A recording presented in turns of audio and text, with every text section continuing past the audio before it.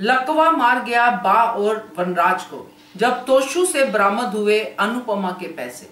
नमस्कार दोस्तों, स्वागत है आपका आपके अपने चैनल हंग्री स्पिरिट्स में। हंग्री स्पिरिट्स देख रहे सारे दर्शकों का मैं अंजू शर्मा दिल से स्वागत करती हूँ। तोशु ने अनुपमा के पैसे चुराए, ये हम सब लोग जानते हैं। तोशु जितना भी मना करे ये बात मानने वाली है ही नहीं कि अनुपमा के पैसे तोशु ने नहीं चुराए। वनराज और बा दुहाई दे रहे हैं कि हमारे बेटे को कैसे तुमने चोर कह दिया अनुपमा, तुम्हें शर्म नहीं आती, ये नहीं होता। और वनराज शाह तो कैसे आंखें निकाल निकाल के अनुपमा को बोल रहा है कि मेरे बेटे को चोर मत कहो।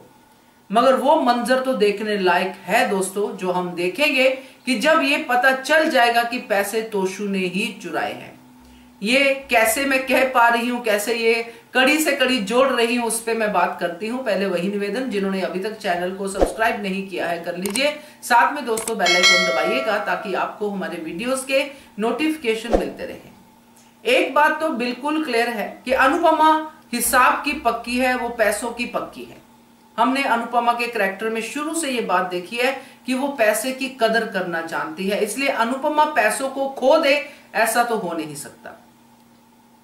तो इसी बुनियाद पे ये बात मैं कह पा रही हूं कि पैसे घर पे ही थे और पैसे तोशु के अलावा कोई चुरा नहीं सकता। जो अनुपमा कह रही है सही कह रही है, क्योंकि तोशु अब उन गुंडों से बचने के लिए हर तरह की कोशिश कर रहा है।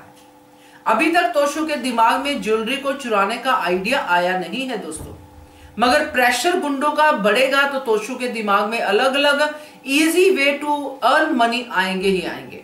अब तोशु को मम्मी के पैसे दिख गए, तोशु ने मम्मी के पैसे चुराए और सेफ जगह पे रख दिए। अब यहां पे जो सिचुएशन दिख रही है उसमें अनुपमा चिल्ला चिल्ला के कह रही है कि तोशु तुमने ही पैसे चुराए हैं, दे दे।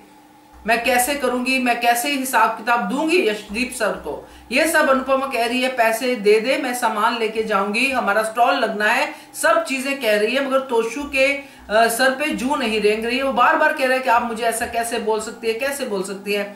और जहां तक मेरा अंदाजा है दोस्तों, अंदाजा ही है, क्योंकि पैसे तो तोशु से बरामद हुए हैं, क्योंकि उसने बाद में जो माफी मांगी है वो इसी पैसे के बाद ही मांगी है। बट पैसे कैसे बरामद हो सकते हैं? या तो तोशु का जमीर जागे अनुपमा की दुहाई सुन के, तो या फिर परी अंदर से वो पैसे लेके आ जाए।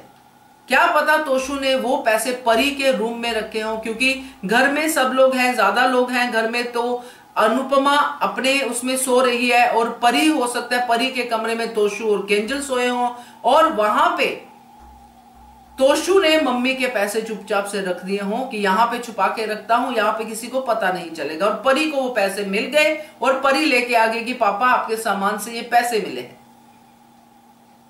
जब ये सब सबके सामने आ जाएगा तो तोशु को मानना ही पड़ेगा। और यहां पे तोशु वो माफी वाला जो हम प्री कैप देख रहे हैं उसकी जो शुरू की कड़ी है वो यही लगती है कि पैसे पकड़े गए और फिर तोशु ने माफियां मांगनी शुरू कर दी और कहा कि मम्मी मुझे जरूरत थी, मम्मी आप तो जानती है मैं कितना फंसा हुआ हूं, इसलिए मैंने पैसे लिए, मैं आपके पैसे लौटा दूंगा।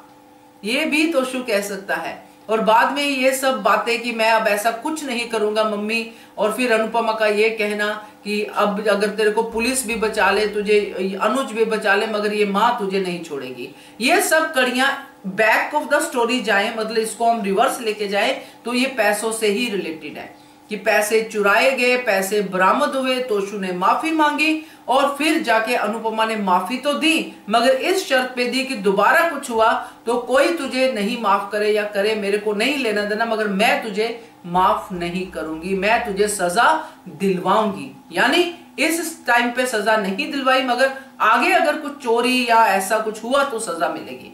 तो ये मुझे लग रहा है। और फिर आप देखिएगा ये जो वनराज शाह, ये जो बा जिस तरह से बोल रहे हैं कि हमारा बेटा चोर नहीं है, हमारा बेटा चोर नहीं है, और अनुपमा की बातों को अनदेखा कर रहे हैं, उनके चेहरे की हवाइयां कैसे उड़ती हैं, कैसे उनको लकवा मारता है कि ये तो अनुपमा फिर से सही निकली। यही तो वनराज करता है ना कि अनुपमा गलत साबित हो, मगर अनुपमा तो यहां पे भी सही निकली। आज भी वो वनराज शाह से ज्यादा अपने बच्चों को जानते हैं कि मेरा बच्चा किस कैपेसिटी में है। और वनराज शाह को तो वैसे भी लकवा मार गया ये सोच के कि गुंडे यहां पे अमेरिका में बंदूक लेके आ गए तोशु को धमकाने के लिए। इतनी सारी करतूतें सुनने के बाद भी वनराज शाह तोशु पे विश्वास कर रहे हैं, अनुपमा पे नहीं।